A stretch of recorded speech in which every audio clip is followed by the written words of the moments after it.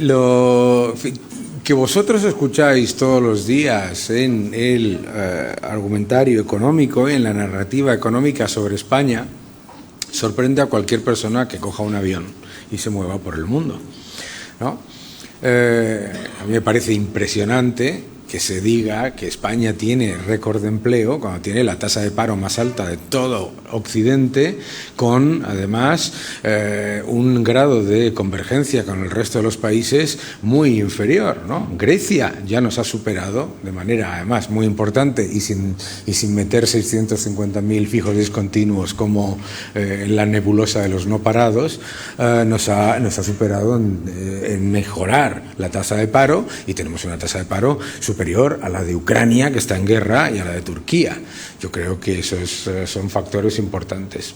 Pero a mí me gustaría que entendiésemos de verdad qué es lo que está ocurriendo, cuál es la foto de la economía española.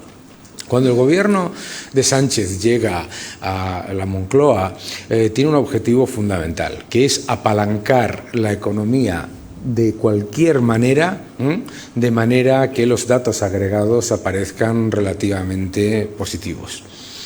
Si nosotros hacemos un análisis completa y absolutamente normal de rentabilidad sobre el capital empleado, tras el mayor estímulo fiscal de la historia, ningún presidente de ningún gobierno de la democracia ha tenido tal capacidad de tirar de déficit.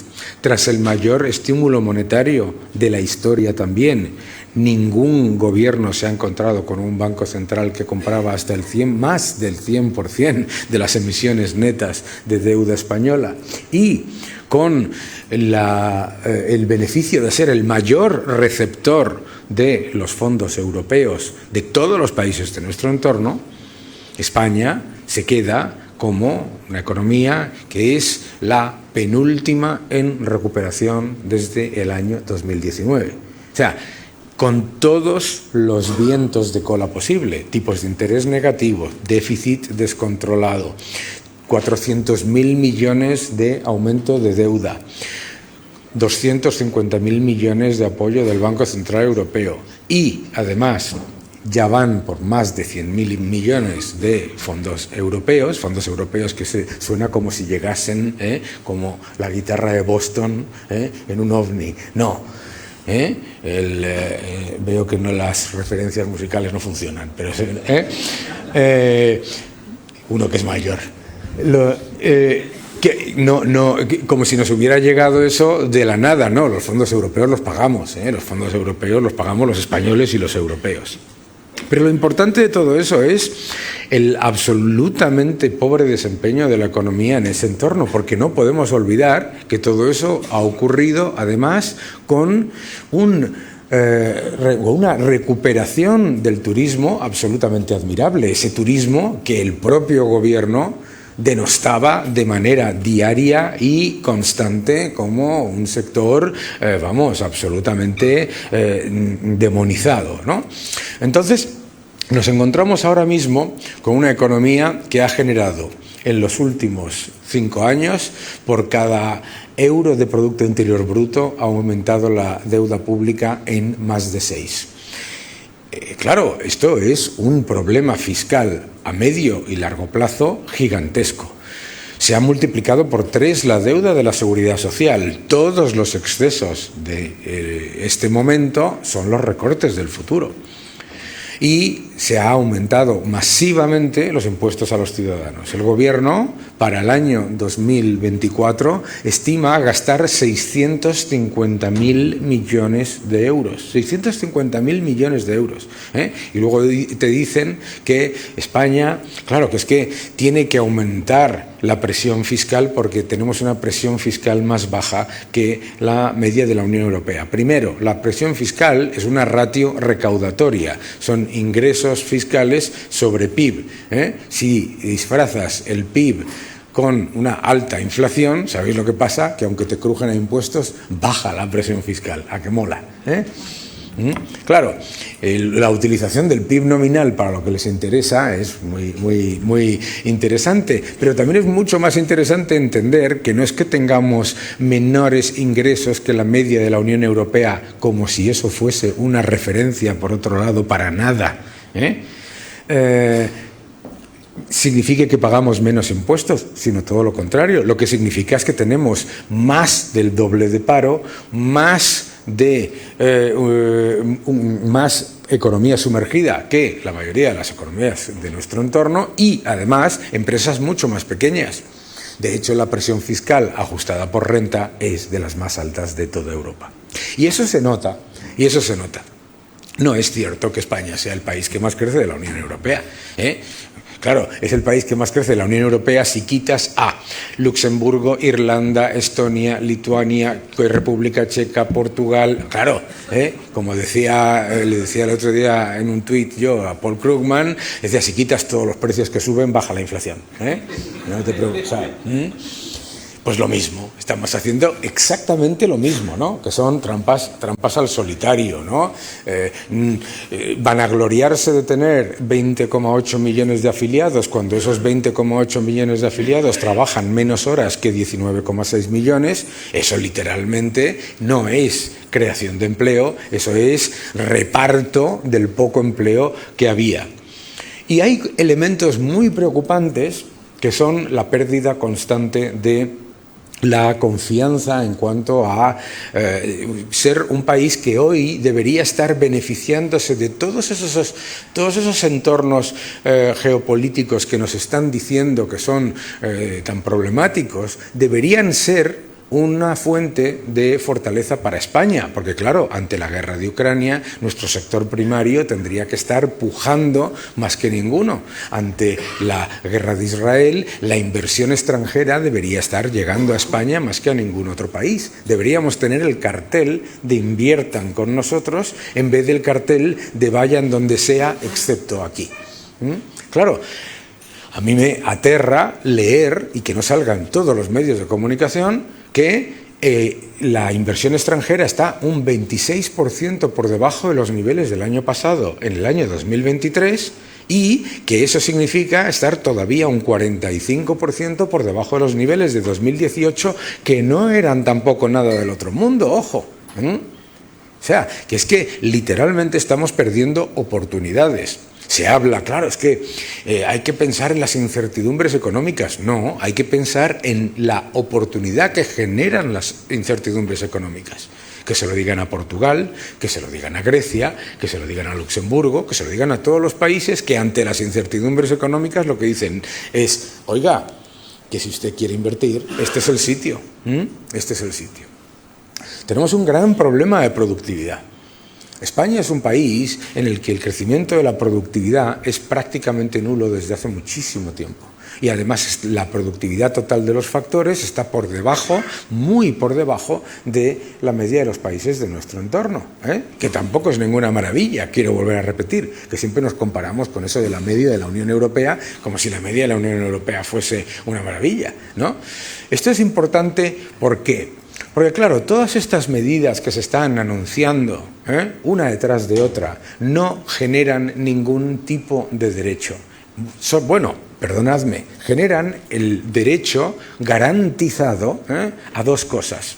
A una deuda desbocada y a un paro absolutamente inaceptable. Porque España no tiene la mayor tasa de paro de la OCDE porque tenga empresas malas o porque tenga malos empresarios o porque los trabajadores no sean buenos, sino por los enormes desincentivos que hay a la creación de empleo y los enormes desincentivos que hay al crecimiento empresarial. Nosotros no tenemos empresas más pequeñas porque no tengamos buenos empresarios y buenas oportunidades. Tenemos empresas más pequeñas porque no quieren y no pueden crecer. Y no pueden y no quieren crecer porque saben que en el momento en el que tengan más de 49 empleados y facturen más de 1 millón de euros, empiezan a recibir visitas de gente a la que no habían visto jamás en su vida. Todos para frenar, para parar o para entorpecer. Nada más. Eso es un gravísimo problema. Además de un problema fiscal, tenemos una fiscalidad mucho más onerosa que los países, vuelvo a repetir, tampoco ningún ejemplo de la Unión Europea, en cuanto al capital, en cuanto a la inversión, en cuanto a el coste laboral, los costes laborales en España, El otro día estaba yo en la televisión y me dijeron, claro, es que en España, si un empresario no puede pagar 1.500 euros al mes, claro, es que 1.500 euros al mes al empresario, mis queridos amigos, le cuesta 2.300.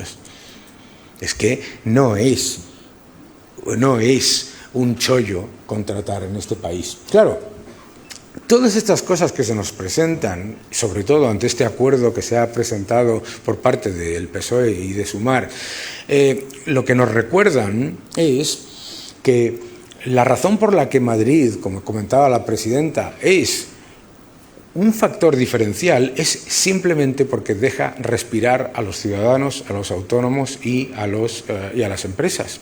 Pero el gran problema en España es que tenemos que ser conscientes que lo único que genera crecimiento, empleo, salarios reales mayores, etcétera, es la libertad empresarial.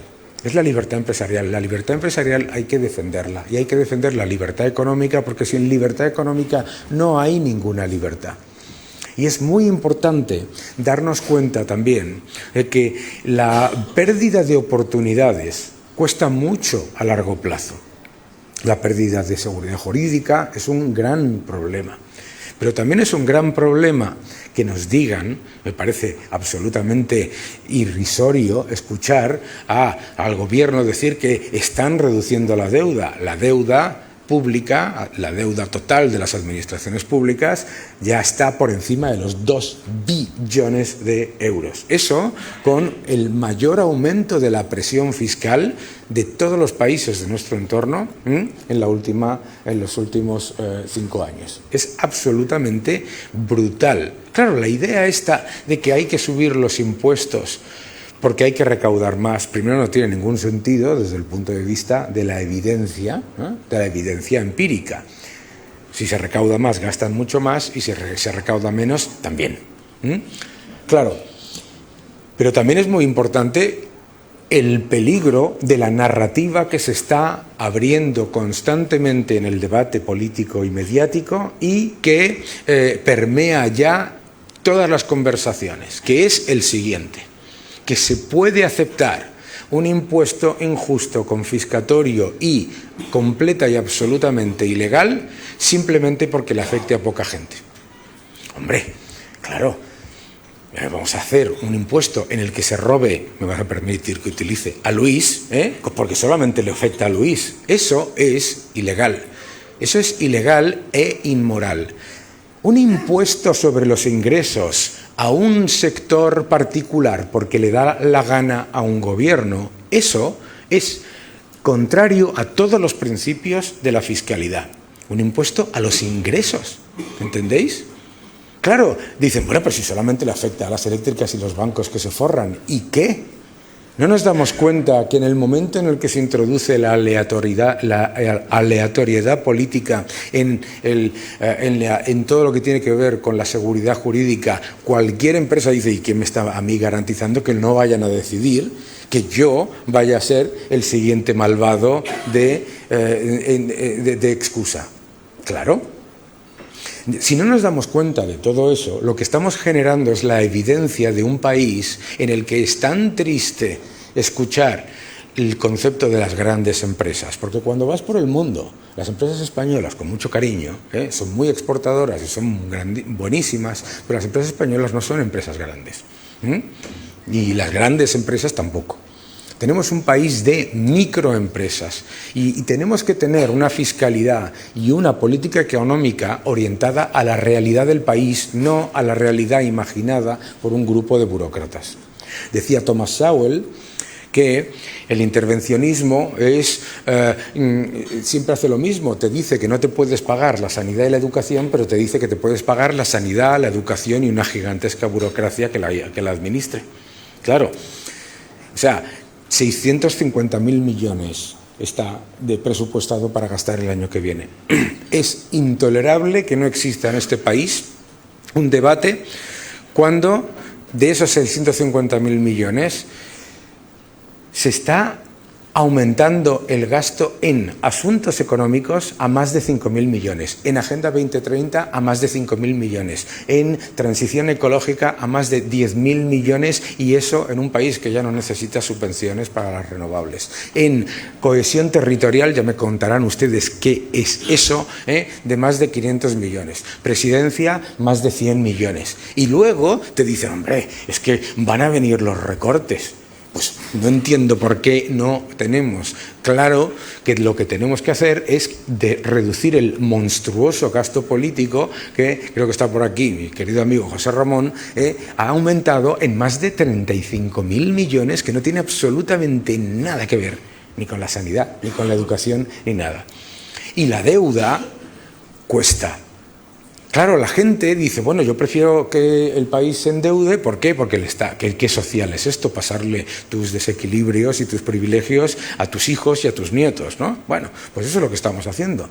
Claro, no nos pueden decir que España es un ejemplo de crecimiento, porque no lo es. Las últimas estimaciones lo que muestran, literalmente, las últimas estimaciones del Fondo Monetario y de la OCDE, es que en el año 2024 España volverá a ser el país con mayor tasa de paro de toda la OCDE, volverá a ser el país que en el periodo 2019-2024 menos ha crecido de los que están en nuestro entorno, y encima con una inflación acumulada del 16,5% desde los últimos 5 años, que nos dicen que es mejor gestionada que la de otros países, excepto por un problema, que es que la renta per cápita de los españoles, es muy inferior a la de la media. Por lo tanto, la inflación del 16,5% acumulada para los españoles no es lo mismo que la inflación del 18% para los alemanes. Vamos, creo que es bien obvio, ¿no? Y lo que estamos viviendo literalmente es el empobrecimiento de la sociedad a cambio de un agrandamiento brutal de todo lo que es el aparato burocrático, con un solo objetivo, que es el de volver a agrandar ese aparato burocrático. Por eso hace falta una alternativa, y hace falta una alternativa que ponga la libertad económica, la libertad empresarial, sin ningún tipo de tapujos y sin ningún tipo de excusa, que ponga lo que genera prosperidad como la alternativa a lo que ahora mismo ocurre, que es conformarse y celebrar la mediocridad. Muchísimas gracias a todos.